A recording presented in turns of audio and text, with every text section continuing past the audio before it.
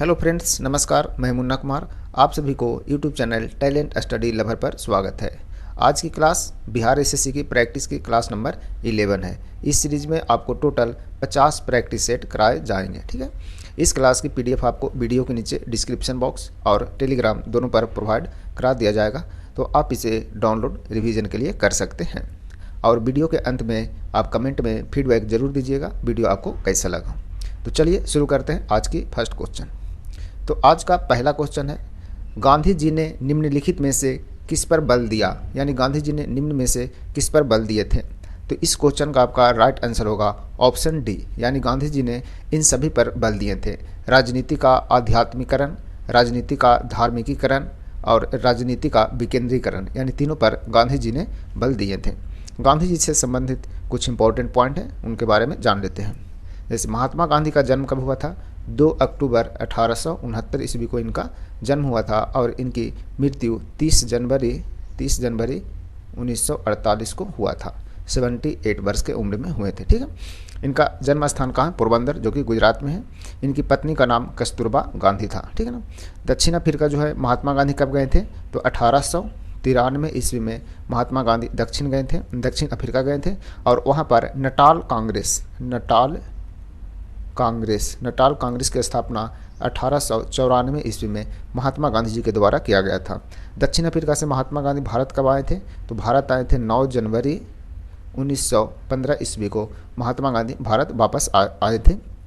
इसलिए 9 जनवरी को प्रवासी दिवस भी मनाया जाता है। अंतर्राष्ट्रीय प्रवासी दिवस भी मनाया जाता है, वो 9 जनवरी को मनाया जाता है। ठीक है।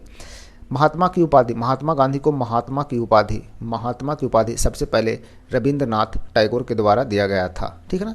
और राष्ट्रपिता जो है, राष्ट्रपिता सबसे पहले किनके द्वारा कहा गया था? सुभाष चंद्र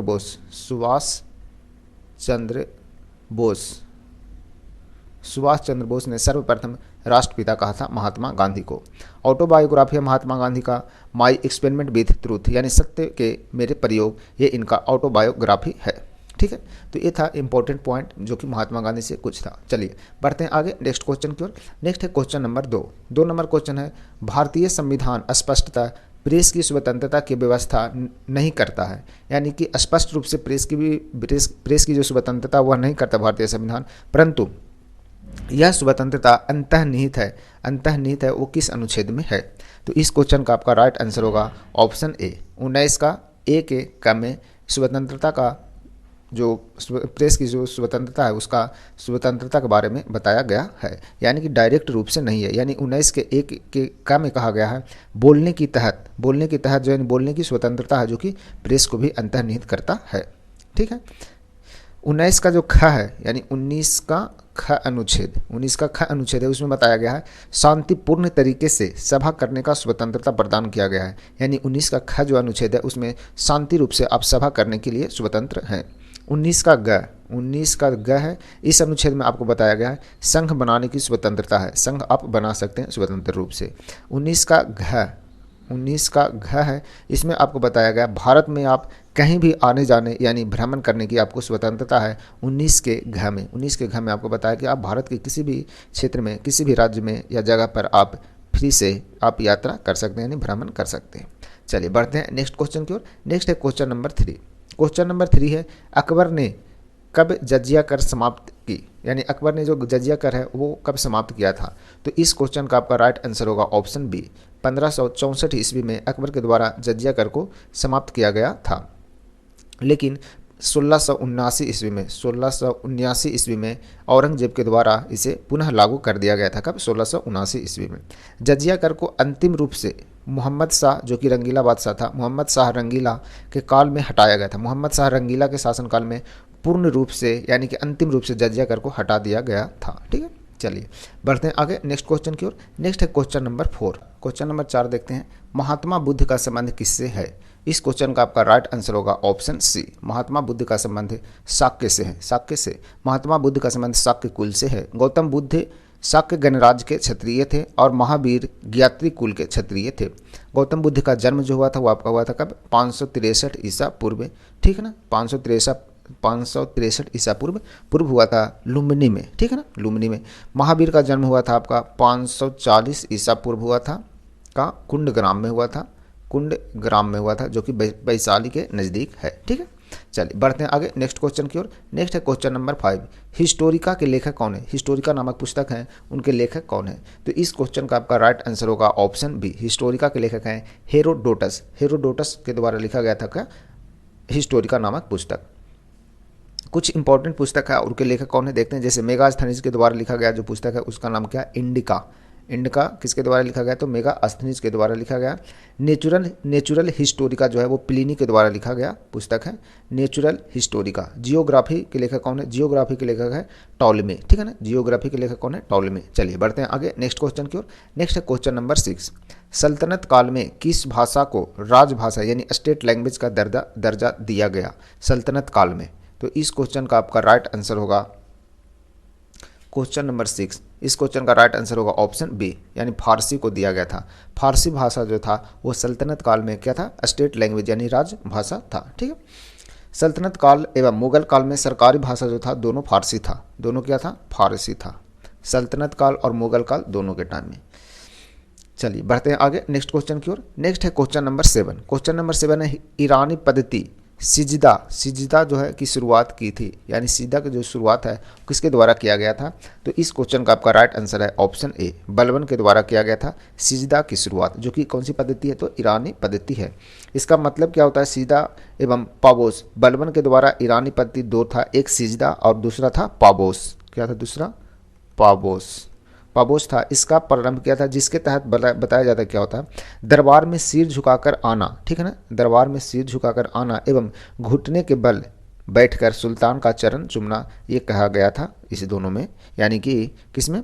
सिजदा और पाबोस में। ठीक है ना, ये होता था। मोहम्मद बिन तुगलक ने सांकेतिक मुद्रा चलाए थे, यानी सांकेतिक यानी सिंबॉलिक मुद्रा जो है किसके द्वारा चलाया गया था? तो मोहम्मद बिन तुगलक के द्वारा। रजिया पहली महिला शासिका बनी थी, रजिया सुल्तान थी। ठीक है, चलिए बढ़ते हैं आगे नेक्स्ट क्वेश्चन की ओर।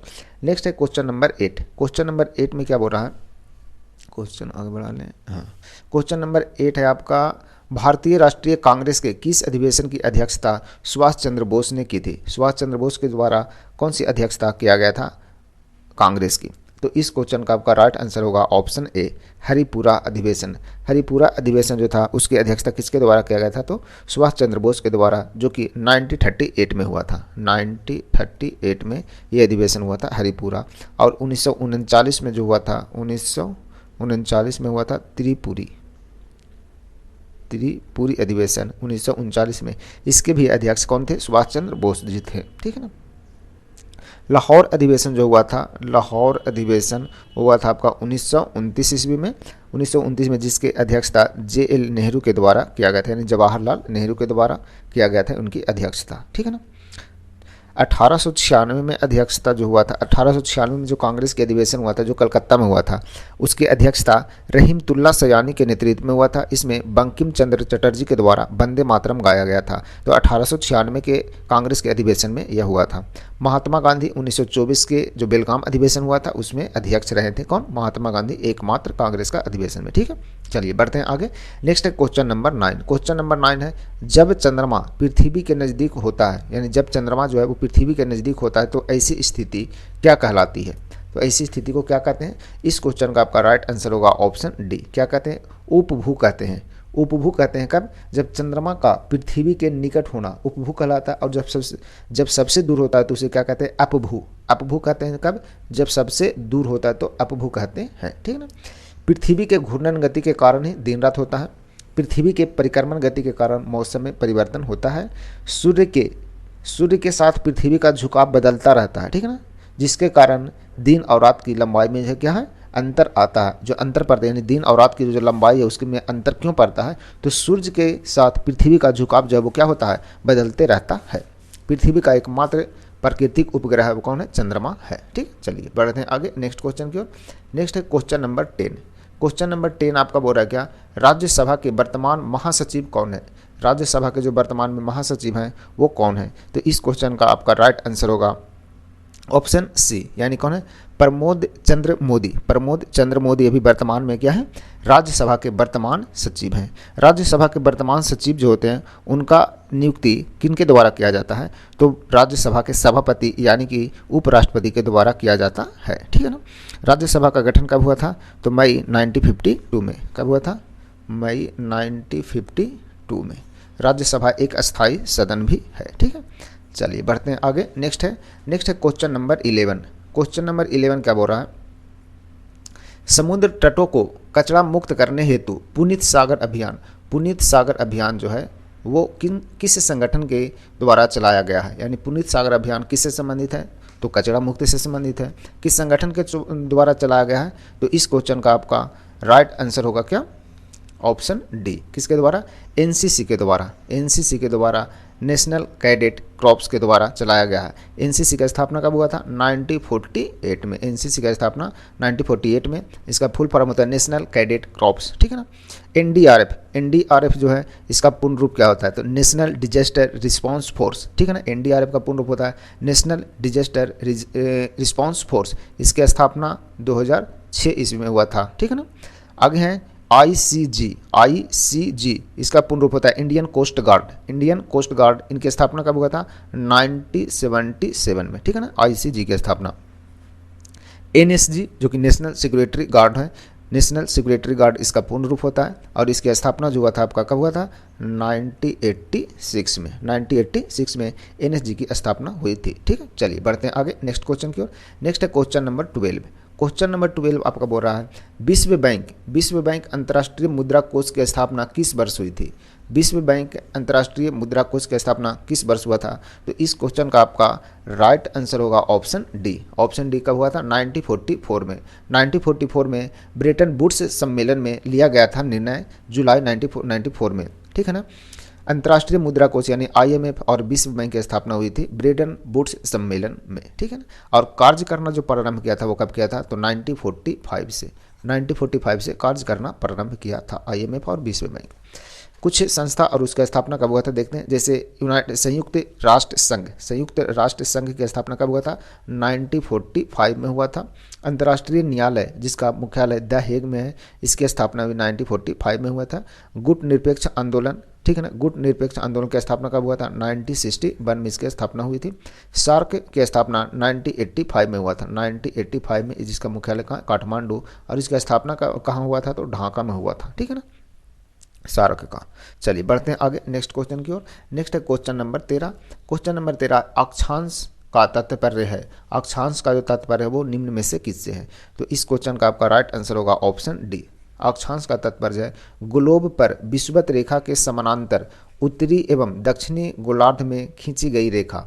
उत्तरी एवं दक्षिणी गोलार्ध में, यानी कि मान के चलिए ये आपका ग्लोब है, ठीक है ना, तो ऊपर के हिस्सा को नॉर्थ और नीचे को साउथ बोलते हैं। तो विषुवत रेखा जो होता है क्या होता है, 0 डिग्री, यानी 2 भागों में ये बांटता है, इसे क्या कहते हैं, विषुवत रेखा कहते हैं। यदि भूमध्य रेखा भी कहते हैं या विषुवत रेखा भी कहते हैं, जो कि 0 डिग्री पर होता है, ठीक है।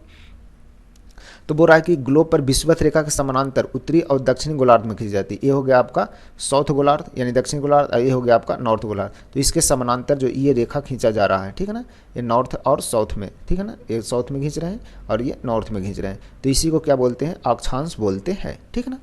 चलिए बढ़ते हैं आगे नेक्स्ट क्वेश्चन की ओर। नेक्स्ट है क्वेश्चन नंबर 14। 14 नंबर क्वेश्चन है, पृथ्वी अपनी धुरी पर घूमती है, यानी पृथ्वी अपनी धुरी पर जो घूमती है वो कौन सी दिशा में घूमती है, यानी किस दिशा से किस दिशा की ओर घूमती है, तो इस क्वेश्चन का आपका राइट आंसर होगा ऑप्शन डी। पृथ्वी जो अपनी धुरी पर घूमती है वो पश्चिम से पूर्व की ओर घूमती है। पृथ्वी पश्चिम से पूर्व की ओर घूमती है, इसी कारण सूर्योदय जो है वो पूर्व में होता है, ठीक है ना। सूर्योदय कहाँ होता है, पूर्व में होता है। चलिए बढ़ते हैं आगे नेक्स्ट क्वेश्चन की ओर। नेक्स्ट है क्वेश्चन नंबर 15। क्वेश्चन नंबर 15 देखते हैं। क्वेश्चन नंबर 15 है, कार्ल मार्क्स किस देश का निवासी था। कार्ल मार्क्स किस देश का निवासी था, तो इस क्वेश्चन का राइट आंसर होगा आपका ऑप्शन डी। कार्ल मार्क्स कहाँ के था, जर्मनी के। दास कैपिटल जो पुस्तक है उसके लेखक कौन है, कार्ल मार्क्स ही है। और कम्युनिस्ट मैनिफेस्टो पुस्तक है उसके भी लेखक कौन है, कार्ल मार्क्स के द्वारा ही लिखा गया था, ठीक है ना।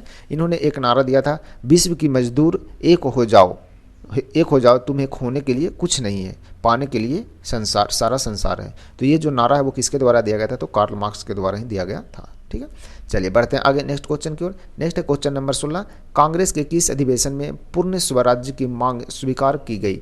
पूर्ण स्वराज्य की मांग जो है वो कांग्रेस के किस अधिवेशन में स्वीकार किया गया? ठीक है, इस क्वेश्चन का राइट आंसर होगा आपका ऑप्शन सी। ऑप्शन सी यानी कि लाहौर अधिवेशन 1929, जिसकी अध्यक्षता जे नेहरू के द्वारा किया गया था। कांग्रेस के बारे में कुछ इंपॉर्टेंट तथ्य हैं, वो अपन लोग देख लेते हैं। ठीक है ना, कांग्रेस के स्थापना जो हुआ था, यानी कांग्रेस के जो संस्थापक थे वो कौन थे? ए.ओ. हुम था। ए.ओ. हुम थे, जो कि कहाँ के निवासी थे? स्कॉटलैंड के निवासी थे। ठीक है, कांग्रेस का प्रथम अधिवेशन जो हुआ था कब हुआ था? 1885 ईस्वी में हुआ था, बम्बई में। इसके अध्यक्षता कौन थे? बोमेश चंद्र बनर्जी यानी WC बनर्जी जिन्हें बोलते हैं। उस समय वायसराय कौन थे? तो लॉर्ड डफरिन थे उस समय वायसराय। टोटल प्रतिनिधि जो कि 72 प्रतिनिधि ने भाग लिया था पहले कांग्रेस के पहले अधिवेशन की बैठक जो हुआ था उसमें। ठीक है ना, दादा भाई नेरोजी ने एक सुझाव दिया था। उन्हीं के सुझाव के कारण भारतीय राष्ट्रीय संघ से भारतीय राष्ट्रीय कांग्रेस नाम चेंज कर दिया गया। यानी पहले जो नाम था वो भारतीय राष्ट्रीय संघ था, दादा भाई नेरोजी ने सुझाव दिया तो नाम हो गया भारतीय राष्ट्रीय कांग्रेस।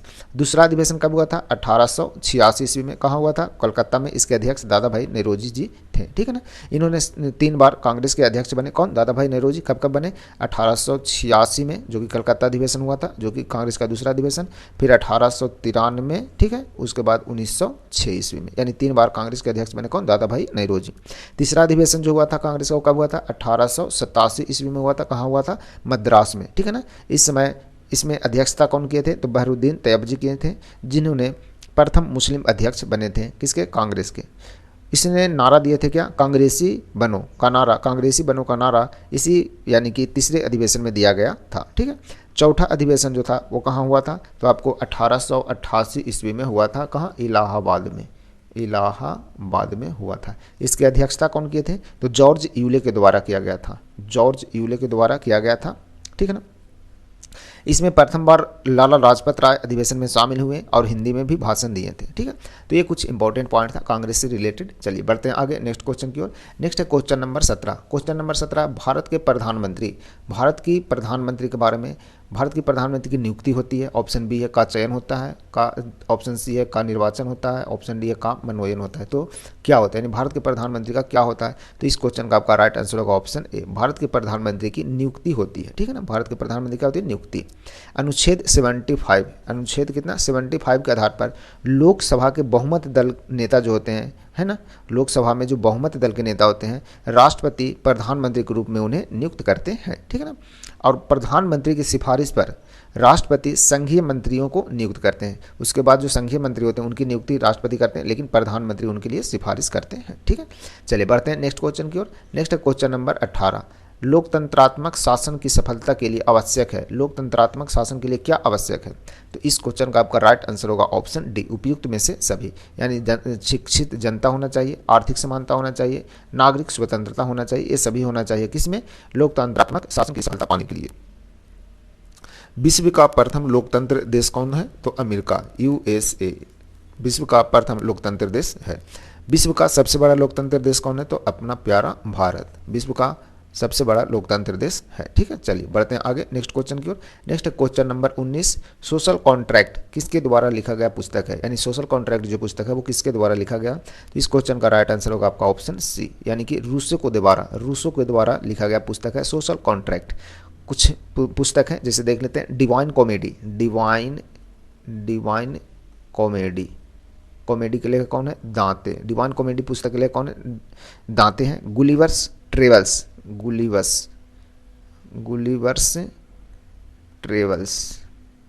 पुस्तक के लिए कौन है? Jonathan Swift. ठीक है ना, और पॉलिटिक्स पुस्तक एक है, पॉलिटिक्स पुस्तक के लिए कौन है? तो अरस्तु के द्वारा लिखा गया पुस्तक है। ठीक है, चलिए बढ़ते हैं आगे। नेक्स्ट है क्वेश्चन नंबर 20 नंबर क्वेश्चन देखते हैं क्या बोल रहा है। भारत के मानक समय यामुयोत्तर नहीं गुजरता, यानी कहाँ से नहीं गुजरता? भारत के जो मानक समय यामोत्तर है वो किस राज्य से होकर नहीं गुजरता है? ठीक है, एक क्वेश्चन बार बार आते रहते हैं। तो इस क्वेश्चन का आपका राइट आंसर होगा ऑप्शन सी, महाराष्ट्र से ये जो है यानी कि IST इंडियन स्टैंडर्ड टाइम है वो नहीं गुजरता है। तो कहाँ से गुजरता है? भारत का मानक समय कितना है? तो 82.5 डिग्री। ठीक है ना, पूर्वी देशांतर। क्या है? पूर्वी देशांतर है। ठीक है ना, जो कहाँ से गुजरता है? तो आपका उत्तर प्रदेश, मध्य प्रदेश, छत्तीसगढ़, छत्तीसगढ़ के बाद आपका उड़ीसा और उसके पास आंध्र प्रदेश, यानी टोटल 5 राज्यों से होकर गुजरते हैं भारत का मानक समय। ठीक है, चलिए बढ़ते हैं आगे नेक्स्ट क्वेश्चन की ओर। नेक्स्ट है क्वेश्चन नंबर 21 नंबर आपका क्वेश्चन बोल रहा है निम्नलिखित में से किस स्थान पर सबसे कम वार्षिक वर्षा होती है। वार्षिक वर्षा जो सबसे कम होता है वो निम्न में से किस स्थान पर होता है। तो इस क्वेश्चन का आपका राइट आंसर होगा ऑप्शन डी। कहाँ? लेह में सबसे कम होता है। लेह में वार्षिक वर्षा जो है वो सबसे कम होते हैं। उत्तर पूर्वी मानसून के कारण शीत ऋतु में तमिलनाडु में कोरोमंडल के तट पर भी वर्षा होता है, उत्तर पूर्वी मानसून के कारण। ठीक है ना, उत्तर पूर्वी यानी नॉर्थ ईस्ट जो मानसून है उसके कारण तमिलनाडु में सर्दियों के दिन में बारिश होते हैं, कोरोमंडल के तट पर भी। ठीक है ना, ग्रीष्मकाल में भारत में उत्तर में जो शुष्क हवा चलते हैं उसे क्या कहते हैं? लू बोलते हैं। क्या बोलते हैं? लू। ठीक है ना, पश्चिम बंगाल और असम के एरिया में यानी कि साइड में जो ग्रीष्मकाल में जो तेज हवा चलता है उसे क्या कहते हैं? काल बैसाखी कहते हैं। काल बैसाखी या नॉर्वेस्टर कहते हैं। ठीक है ना, जो पश्चिम बंगाल और असम के साइड में चलते हैं। चलिए बढ़ते हैं आगे नेक्स्ट क्वेश्चन की ओर। नेक्स्ट है क्वेश्चन नंबर 22 प्राचीन वैशाली नगर को वर्तमान में किस नाम से पुकारते हैं। जो प्राचीन में वैशाली बोलते थे उसे वर्तमान में अब क्या बोलते हैं। तो अब वर्तमान में इसे क्या बोलते हैं? हाजीपुर बोलते हैं। ठीक है ना, हाजीपुर। ठीक है, चलिए बढ़ते हैं आगे नेक्स्ट क्वेश्चन की ओर। नेक्स्ट है क्वेश्चन नंबर 23 नंबर क्वेश्चन देखते हैं। पटना स्थित सदाकत आश्रम की स्थापना किसने की। पटना में स्थित सदाकत आश्रम है उसकी स्थापना किसके द्वारा किया गया है। तो इस क्वेश्चन का आपका राइट आंसर होगा ऑप्शन ए। किसके द्वारा? मजहरुल हक के द्वारा किया गया। मजहरुल हक के द्वारा क्या किया गया? पटना में स्थित सदाकत आश्रम मजहरुल हक खिलाफत आंदोलन और असहयोग आंदोलन में काफ़ी सक्रिय रहे थे। ठीक है ना, से गांधी जी ने क्या बोलते थे? देशभूषण। देशभूषण जो बोलते थे, देशभूषण। देशभूषण किन्हें बोला जाता था? तो मजहरुल हक को बोला जाता था, जो कि गांधी जी इन्हें बोलते थे। द मदरलैंड का प्रकाशन इन्होंने किया था। द मदरलैंड जो समाचार पत्र है उसके जो प्रकाशक थे वो कौन थे? मजहरुल हक के द्वारा ही किया गया था। ठीक, चलिए बढ़ते हैं नेक्स्ट क्वेश्चन की ओर। नेक्स्ट है क्वेश्चन नंबर 24 बिहार में विद्युत ऊर्जा का मुख्य स्रोत क्या है। बिहार में विद्युत ऊर्जा का जो मुख्य स्रोत है वो क्या है। तो इस क्वेश्चन का राइट आंसर होगा आपका ऑप्शन ए, ताप विद्युत। ताप विद्युत जो है वो बिहार में और पूरे भारत में भी सबसे प्रमुख स्रोत जो है वो ऊर्जा का क्या है? तो ताप विद्युत ही है, जो कि पूरे भारत में कितना है? 67% इसका हिस्सेदारी है ताप विद्युत का। ठीक है, बिहार में राज्य विद्युत बोर्ड की स्थापना कब हुआ था। तो बिहार में हुआ था 1 अप्रैल 1958 को हुआ था। चलिए बढ़ते हैं आगे नेक्स्ट क्वेश्चन की ओर। नेक्स्ट है क्वेश्चन नंबर 25 नंबर क्वेश्चन बोल रहा है बिहार बंगाल से कब पृथक हुआ, यानी बिहार जो है वो बंगाल से कब अलग हुआ। तो इस क्वेश्चन का आपका राइट आंसर होगा ऑप्शन सी। कब हुआ था? 1912 ईस्वी में बिहार जो है वो बंगाल से क्या हुआ था? अलग हुआ था, 22 मार्च 1912 को। ठीक है ना, 22 मार्च 1912 को, इसलिए बिहार दिवस मनाया जाता है। कब? 22 मार्च को मनाया जाता है। उड़ीसा बिहार राज्य में शामिल था। उड़ीसा जो था किस में शामिल था? बिहार राज्य में शामिल था, लेकिन 1936 में उड़ीसा को बिहार से अलग कर दिया गया था। 1936 में, ठीक है ना, उड़ीसा को बिहार से अलग कर दिया गया था। बिहार को पृथक राज्य बनाने में जो मेन नेतृत्व किए थे उनमें कौन कौन थे? तो डॉक्टर सच्चिदानंद सिन्हा और दूसरे व्यक्ति थे महेश नारायण, 2 व्यक्ति थे जो। ठीक है, चलिए बढ़ते हैं नेक्स्ट क्वेश्चन की ओर। नेक्स्ट है क्वेश्चन नंबर 26 नंबर क्वेश्चन बोल रहा है आपका मृदा संरक्षण वह प्रकर्म है जिसमें, यानी मृदा का जो संरक्षण होता है उसमें क्या होता है। मृदा संरक्षण होता है उसमें क्या होता है। तो इस क्वेश्चन का आपका राइट आंसर है ऑप्शन डी। मृदा संरक्षण का जो प्रकर्म है जिसमें मृदा को नुकसान से सुरक्षित किया जाता है। जो मृदा है यानी मिट्टी जो है उसे नुकसान से क्या किया जाता है? सुरक्षित किया जाता है।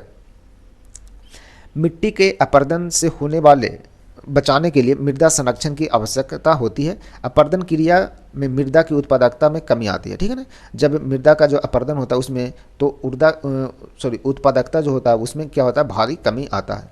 मृदा के जो मिट्टी का जो अध्ययन होता है उसे क्या कहते हैं? पेडोलॉजी कहते हैं। मिट्टी के अध्ययन को क्या कहते हैं? पेडोलॉजी कहते हैं। ठीक है ना, देश भर में मृदा के अपरदन और उसके दुष्परिणाम पर नियंत्रण करने के लिए केंद्रीय मृदा बोर्ड संरक्षण का गठन हुआ था। ठीक है ना, जो कि कब हुआ था? 1953 में। केंद्रीय मृदा संरक्षण बोर्ड की स्थापना कब हुआ? 1953 में हुआ था। और यदि कि मरुस्थल क्षेत्र में अध्ययन करने के लिए, मरुस्थलीय जो क्षेत्र है उसको अध्ययन करने के लिए जोधपुर में स्थापना किया गया क्या? Central arid zone research institute. ठीक है ना, central arid zone research institute, जो कि इसका मुख्यालय कहाँ? जोधपुर में। ठीक है, चलिए बढ़ते हैं आगे नेक्स्ट क्वेश्चन की ओर। नेक्स्ट है क्वेश्चन नंबर 27 टेरा रोसा का प्रारूपिक विकास उस भाग में होता है जिसमें क्या होता है, यानी टेरा रोसा का प्रारूपिक जो विकास होता है उस भाग में होता है, कौन सी भूभाग में होता है जिसमें क्या होता है, ठीक है ना। तो इस क्वेश्चन का आपका राइट आंसर है ऑप्शन ए, यानी कि जहाँ चूना पत्थर होता है वहाँ पर इसका भू विकास होता है। जो ग्रेनाइट है ना, वो अग्नेय चट्टान का होता है। ग्रेनाइट किसका होता है, तो अग्नेय चट्टान का उदाहरण है। बलुआ पत्थर जो है वो किसका उदाहरण है, तो अवसादी चट्टान का उदाहरण है। चूना जो पत्थर है वो मार्बल का निर्माण होता है। चूना पत्थर से ही मार्बल बनते हैं। मार्बल किससे बनता है, तो चूना पत्थर से बनता है, ठीक है ना।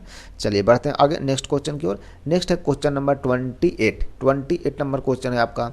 अवसादी शैलों के लिए निम्नलिखित में से कौन सा कथन सत्य है। अवसादी जो चट्टान है, शैल मतलब चट्टान, अवसादी चट्टानों के लिए निम्नलिखित में से कौन सा कथन सत्य है। तो इस क्वेश्चन का आपका राइट आंसर होगा ऑप्शन सी।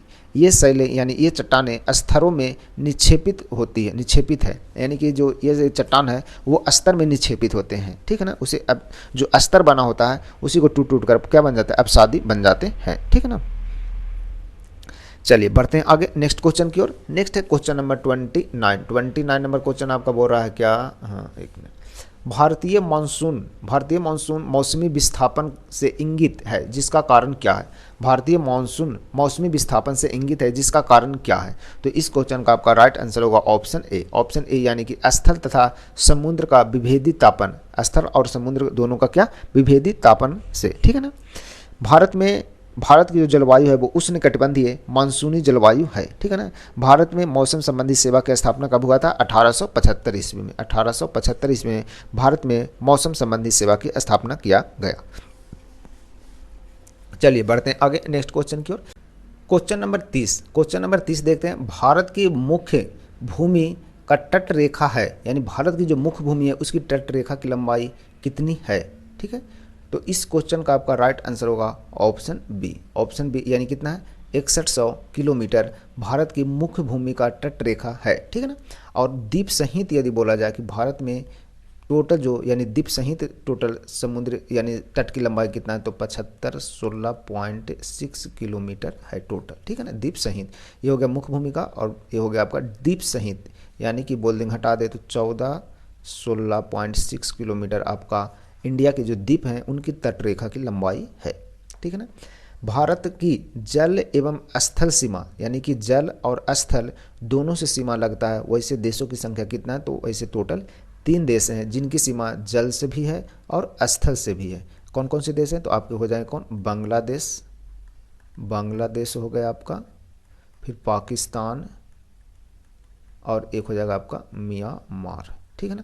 टोटल 3 देश है जिनकी सीमा स्थल से भी है और जल से भी है, ठीक है ना। 4 देश भारत के ऐसे पड़ोसी हैं जिनकी सीमा सिर्फ स्थल से लगते हैं। वो कौन कौन से देश हैं, तो आपके हो जाएंगे कौन, चीन, ठीक है ना, नेपाल, भूटान, और आपका एक है अफगानिस्तान। ये 4 देश ऐसे हैं जिसकी सीमा सिर्फ स्थल से लगते हैं, और 3 देश ऐसे हैं जिसकी सीमा स्थल से और जल से दोनों से लगते हैं, ठीक है ना। चलिए बढ़ते हैं आगे नेक्स्ट क्वेश्चन की ओर। नेक्स्ट है क्वेश्चन नंबर 31 नंबर क्वेश्चन आपका बता रहा है क्या,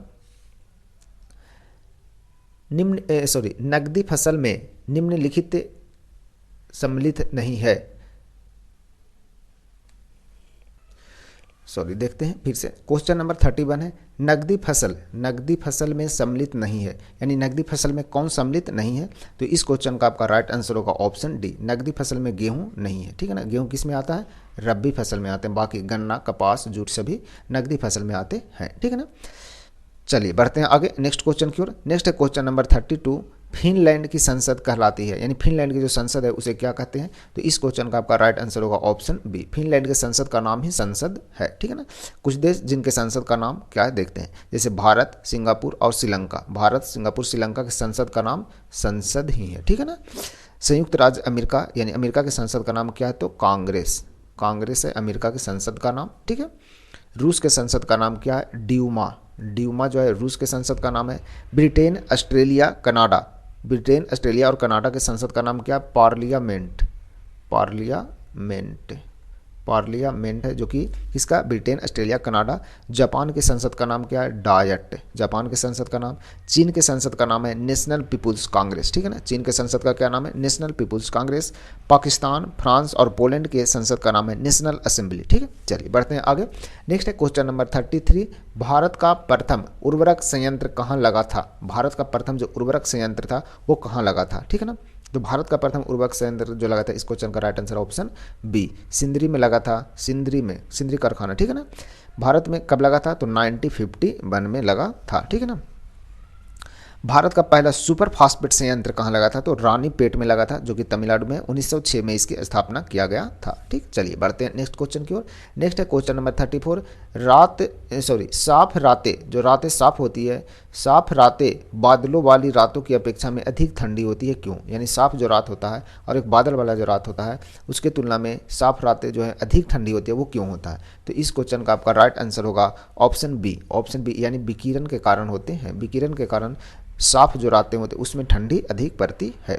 सूर्य ताप साफ रात में वायुमंडल द्वारा परिवर्तित कर दिया जाता है, जो सूर्य ताप है उसमें जो साफ रात होता है उसमें वायुमंडल द्वारा क्या किया जाता है, परावर्तित कर दिया जाता है। ग्रीन हाउस गैस कौन कौन है, जैसे एक बार देख लेते हैं। तो ग्रीन हाउस गैस में आपको आ जाता है carbon dioxide, methane, nitrous oxide, HFC, ठीक है ना। और एक है सल्फर हेक्साफ्लोराइड, सल्फर हेक्साफ्लोराइड, ये सभी क्या आते हैं, तो सभी ग्रीन हाउस में आते हैं। ग्रीन हाउस से संबंधित जो प्रोटोकॉल हुआ था उसे क्या बोलते हैं, क्योटो प्रोटोकॉल। क्योटो प्रोटोकॉल जो हुआ था कब हुआ था, 1997 में हुए थे, जिसमें ग्रीन हाउस गैस जो होता है उसमें कटौती करने की बात कही गई थी। चलिए बढ़ते हैं आगे नेक्स्ट क्वेश्चन की ओर। नेक्स्ट है क्वेश्चन नंबर 35 नंबर क्वेश्चन देखते हैं क्या बोल रहा है। निम्नलिखित में से किस युग्म का मिलान सही है, किस जो युग्म है वो सही है। तो इस क्वेश्चन का आपका राइट आंसर है ऑप्शन बी, भूमध्य रेखीय क्षेत्र। इसमें जो बारिश होता है गरज के साथ वर्षा मध्याह्न में होता है, यानी मध्य में होता है, यानी कि दोपहर में जो होता है, मध्याह्न में जो होता है गरज के साथ वर्षा होता है, भूमध्य रेखीय क्षेत्र में होता है, ये बिल्कुल सही है, ठीक है ना। विषुवत क्षेत्र जो है, विषुवत क्षेत्र है उसमें जो वर्षा होता है वो संवहनीय वर्षा होता है। कैसा वर्षा होता है, संवहनीय वर्षा होता है विषुवत क्षेत्र में। और विषुवत प्रदेश में उच्च तापमान और अधिक वर्षा होता है। विषुवत प्रदेश में सर्वाधिक जैव विविधता भी पाई जाती है। कहाँ पाई जाती है, विषुवत जो प्रदेश है उसमें। और इसकी लकड़ी जो है मजबूत होती है, जिसे इमारती लकड़ी भी कहा जाता है। कहाँ, विषुवत प्रदेश में जो जैव विविधता पाई जाती है वहाँ पर। चलिए बढ़ते हैं नेक्स्ट क्वेश्चन की ओर। नेक्स्ट है क्वेश्चन नंबर 36, भारतीय संविधान को अपनाया गया था, यानी भारतीय संविधान को किसके द्वारा अपनाया गया था। तो इस क्वेश्चन का आपका राइट आंसर होगा ऑप्शन ए, संवैधानिक सभा द्वारा भारतीय संविधान को अपनाया गया था। तो कब अपनाया गया था, 26 नवंबर 1949 को भारतीय संविधान सभा के द्वारा इसे अपनाया गया था। भारतीय संविधान सभा का जो गठन हुआ था कैबिनेट मिशन की अनुशंसा पर हुआ था। कब आया था कैबिनेट मिशन भारत पर, भारत में कैबिनेट मिशन कब आए थे, तो 1946 में। और क्रिप्स मिशन जो भारत आया था, क्रिप्स मिशन कब आया था, 1942 में क्रिप्स मिशन भारत आया था, ठीक है ना। भारतीय संविधान सभा की जो पहली बैठक हुआ था कब हुआ था, 9 दिसंबर 1946 की हुआ था, जिसकी अध्यक्षता सच्चिदानंद सिन्हा जी के द्वारा किया गया था। चलिए बढ़ते हैं नेक्स्ट क्वेश्चन की ओर। नेक्स्ट क्वेश्चन नंबर 37, भारतीय नागरिकों के मौलिक अधिकारों का वर्णन है, यानी भारतीय नागरिक हैं उनके मौलिक अधिकारों का वर्णन है, वो कौन से अनुच्छेद में है। तो इस क्वेश्चन का आपका राइट आंसर होगा ऑप्शन ए, अनुच्छेद 12 से लेकर अनुच्छेद 35 तक मौलिक अधिकार के बारे में वर्णन है। वर्तमान में मौलिक अधिकारों की संख्या कितना है, 6 है। संविधान जब बना था उस टाइम पर मौलिक अधिकार कितने थे, 7 थे, वर्तमान में 6 हो गए। वर्तमान में 6 कौन कौन है, तो पहला है समता का अधिकार जो कि अनुच्छेद 14 से 18 तक है, समता का अधिकार। दूसरा है स्वतंत्रता का अधिकार जो कि अनुच्छेद 19 से 22 तक है, 19 से 22 तक क्या है, स्वतंत्रता का अधिकार है। शोषण के विरुद्ध अधिकार, यानी कोई शोषण करता है उसके विरुद्ध जो अधिकार है वो कब है, 23 अनुच्छेद 23 और 24 में बताया गया है। धार्मिक स्वतंत्रता का अधिकार है वो अनुच्छेद 25 से लेकर के 28 तक है, धार्मिक स्वतंत्रता का अधिकार। शिक्षा एवं संस्कृति का जो अधिकार है वो कौन सी है, तो 29 और 30 में जो अनुच्छेद है शिक्षा एवं संस्कृति के अधिकार से संबंधित है। और अनुच्छेद 32 जो है उसका संवैधानिक उपचार का अधिकार, संवैधानिक उपचार का अधिकार जो है अनुच्छेद 32 से संबंधित है। वर्तमान में मौलिक कर्तव्यों की संख्या कितना है, 11। पहले कितना था, 10। पहले 10 अब वर्तमान में 11 हो गए, जबकि मौलिक अधिकार वर्तमान में 6 हैं, पहले 7 थे, ठीक है। चलिए बढ़ते हैं आगे नेक्स्ट क्वेश्चन की ओर। नेक्स्ट है क्वेश्चन नंबर 38 नंबर क्वेश्चन के बारे में देखते हैं। न्यायिक पुनरावलोकन का अर्थ है, यह है कि सर्वोच्च न्यायालय क्या करता है? तो इस क्वेश्चन का राइट आंसर है ऑप्शन सी, अपने निर्णय की समालोचना कर सकता है। न्यायिक पुनरावलोकन का मतलब अपना निर्णय जो है उसे फिर से वह रिव्यू कर सकते हैं, ठीक है ना। अनुच्छेद 13 और अनुच्छेद 137, अनुच्छेद 13 और अनुच्छेद 137 के आधार पर सर्वोच्च न्यायालय को न्यायिक पुनरावलोकन का अधिकार है, जिसके तहत बताया जाता है ये कि संविधान के मूल भावना से जो असंगत कानून है उसे रद्द कर सकता है, ठीक है ना। यानी कि संवैधानिक रूप से जो कानून सही नहीं बना है उसे सुप्रीम कोर्ट जो है क्या कर सकता है? रद्द कर सकता है। अनुच्छेद 125, अनुच्छेद 125 जो है, अनुच्छेद 125 में बताया गया है कि उच्चतम न्यायालय यानी सुप्रीम कोर्ट के न्यायाधीशों के वेतन भत्ते और विशेषाधिकार जो है उसके बारे में प्रावधान है, अनुच्छेद 125 में है। और अनुच्छेद 126 जो है इसमें बताया गया है उच्चतम न्यायालय के कार्यकारी मुख्य न्यायाधीश की नियुक्ति संबंधी जो प्रावधान है अनुच्छेद 126 में बताया गया है, ठीक है। चलिए बढ़ते हैं आगे नेक्स्ट क्वेश्चन की ओर। नेक्स्ट है क्वेश्चन नंबर है आपका 39 नंबर क्वेश्चन है, भारत में प्रजातंत्र इस तथ्य पर आधारित है कि, यानी भारत में जो प्रजातंत्र है वो किस पर आधारित है? तो इस क्वेश्चन का आपका राइट आंसर होगा ऑप्शन सी, जनता के सरकारों को चुनने तथा बदलने का अधिकार प्राप्त है। यानी भारत में जो प्रजातंत्र है वो इस प्रकार के हैं कि जहां सरकार जो है जनता के द्वारा चुने जाते हैं और बदलने का अधिकार भी जनता को प्राप्त है, ठीक है। चलिए बढ़ते हैं आगे नेक्स्ट क्वेश्चन की ओर। नेक्स्ट है क्वेश्चन नंबर 14 यानी 40 नंबर क्वेश्चन है, सिंधु सभ्यता निम्नलिखित में से किस युग में पड़ती है? सिंधु सभ्यता जो किस युग में पड़ता है? तो इस क्वेश्चन का आपका ऑप्शन है right D, option number D, आग ऐतिहासिक काल में पड़ता कौन? सिंधु घाटी सभ्यता। सिंधु घाटी सभ्यता जो पड़ता है वो कौन सी? आग ऐतिहासिक की श्रेणी में रखा गया है, ठीक है। चलिए बढ़ते हैं आगे। नेक्स्ट है क्वेश्चन नंबर 41 नंबर क्वेश्चन आपका बोल रहा है क्या, गायत्री मंत्र किस पुस्तक में मिलता है? गायत्री मंत्र जो है वो किस पुस्तक में मिलता है? तो इस क्वेश्चन का राइट आंसर है ऑप्शन सी, किस में मिलता है? ऋग्वेद में मिलता है। विश्वामित्र के द्वारा लिखा गया जो रचित है गायत्री मंत्र ऋग्वेद के तृतीय मंडल से लिया गया है, जो देवी सविता को समर्पित है। ऋग्वेद में टोटल जो मंडल है वो कितने हैं? टोटल 10 मंडल है। ऋग्वेद में टोटल 10 मंडल है, ठीक है ना। 10वें मंडल में है, उसमें पुरुष सूक्त में 4 वर्णों के बारे में बताया गया, जिसमें ब्राह्मण, क्षत्रिय, वैश्य और शूद्र के बारे में चर्चा प्रथम बार मिला है, ठीक है ना, जो कि 10वें मंडल में मिला है। चलिए नेक्स्ट क्वेश्चन है। नेक्स्ट है क्वेश्चन नंबर 42, किस शासक वंश ने मंदिरों एवं ब्राह्मणों को सबसे अधिक ग्राम अनुदान दिए? सबसे अधिक ग्राम अनुदान जो है वो किस वंश ने दिया था, ठीक है ना। तो इस क्वेश्चन का आपका राइट आंसर है ऑप्शन ए, किसके द्वारा? गुप्त वंश के द्वारा दिया गया। ब्राह्मणों को भूमि दान देने की जो प्रथा है वो सर्वप्रथम किसके द्वारा चलाया गया था? सातवाहन वंश के द्वारा, ठीक है ना, सबसे पहले शुरू किया गया था। लेकिन सबसे अधिक जो दिया गया दान, भूमि दान ब्राह्मणों को और मंदिरों को, वो गुप्त काल में दिया गया। तो शुरू किया गया था सातवाहन के द्वारा, लेकिन सबसे ज़्यादा दिया गया तो गुप्त वंश के द्वारा दिया गया। एलोरा का जो कैलाश नाथ मंदिर है वो किसके द्वारा बनाया गया? तो राष्ट्रकूट काल में बना था, ठीक है। चलिए बढ़ते हैं नेक्स्ट क्वेश्चन की ओर। नेक्स्ट है क्वेश्चन नंबर 43 नंबर क्वेश्चन आपका बोल रहा है, किस सुल्तान के काल में खालसा भूमि अधिक पैमाने में विकसित हुई? खालसा भूमि जो है अधिक पैमाने में विकसित हुई तो किस सुल्तान के शासनकाल में हुआ? तो इस क्वेश्चन का राइट आंसर होगा ऑप्शन बी, अलाउद्दीन खिलजी के शासनकाल में। अलाउद्दीन खिलजी ने राजस्व नीति के तहत, राजस्व की जो नीति थी उसके तहत सैनिकों एवं अमीरों को दी जाने वाली जो जागीर भूमि थी उसको सरकारी अर्थात खालसा भूमि में बदल दिया। जो खालसा भूमि बोला जाता है वो किसे बोला जाता है? सरकारी भूमि को ही, सरकारी भूमि को ही खालसा भूमि बोलते हैं, ठीक है ना। अलाउद्दीन खिलजी जो थे वो व्यक्ति के योग्यता पर बल दिया था। व्यक्ति के योग्यता पर बल किसके द्वारा दिया गया था? किस सुल्तान के द्वारा? तो अलाउद्दीन खिलजी के द्वारा दिया गया था। चलिए बढ़ते हैं नेक्स्ट क्वेश्चन की ओर। Next question number 44 number question है, सल्तनत काल के सिक्के टका, ससगनी एवं जीतल किन किन धातुओं के बने होते हैं? यानी कि सल्तनत काल में जो सिक्के बने थे जैसे कि टका थे, ससगनी और जीतल जो थे वो किसका किसका बना हुआ था, ठीक है ना। तो इस क्वेश्चन का आपका राइट आंसर होगा ऑप्शन ए, किसका था? टका जो था वो चांदी का बना हुआ था, ससगनी वो भी चांदी का बना हुआ था और जीतल जो था वो किसका बना हुआ था? तांबा का बना हुआ था, ठीक है ना। चलिए बढ़ते हैं आगे नेक्स्ट क्वेश्चन की ओर। नेक्स्ट है क्वेश्चन नंबर 45 नंबर क्वेश्चन बोल रहा है आपका, पानीपत के युद्ध में बाबर की जीत का मुख्य कारण क्या था? यानी पानीपत का जो युद्ध हुआ था उसमें बाबर जीता था, उसका कारण क्या था? तो इस क्वेश्चन का राइट आंसर होगा आपका ऑप्शन सी, क्या था? तुगलामा पद्धति। तो कारण जो है वो बाबर क्या हुआ था? जीत गया था, ठीक है ना। तुगलमा पद्धति बोला जा रहा है 1526 ईस्वी में पानीपत के प्रथम युद्ध बाबर और तुगलमा युद्ध नीति के द्वारा इब्राहिम लोदी को हराया था। कौन? बाबर ने। प्रथम युद्ध कब हुआ था पानीपत का? तो 1526 ईस्वी में हुआ था, प्रथम युद्ध हुआ था। और खानवा का युद्ध हुआ था कब? 1527 ईस्वी में हुआ था। ठीक है ना। चलिए बढ़ते हैं आगे नेक्स्ट क्वेश्चन की ओर। नेक्स्ट है क्वेश्चन नंबर 46 नंबर क्वेश्चन आपको देखते हैं क्या बोल रहा है। 46 नंबर क्वेश्चन बोल रहा है भारतीय रेल ने किस नाम से एक स्वचालित ट्रेन सुरक्षा प्रणाली का परीक्षण किया है? तो किसके नाम से किया है? तो इस क्वेश्चन का राइट आंसर होगा आपका ऑप्शन सी, कवच के नाम से किया है। ठीक है ना, कवच के नाम से। आगे है क्वेश्चन नंबर 47। नेक्स्ट क्वेश्चन 47 देखते हैं। प्रधानमंत्री नरेंद्र मोदी ने 5 नवंबर को केदारनाथ धाम में किस प्रसिद्ध गुरु प्रतिमा का अनावरण किया? ठीक है ना, तो इस क्वेश्चन का राइट आंसर होगा आपका ऑप्शन ए, आदि शंकराचार्य की प्रतिमा का अनावरण की।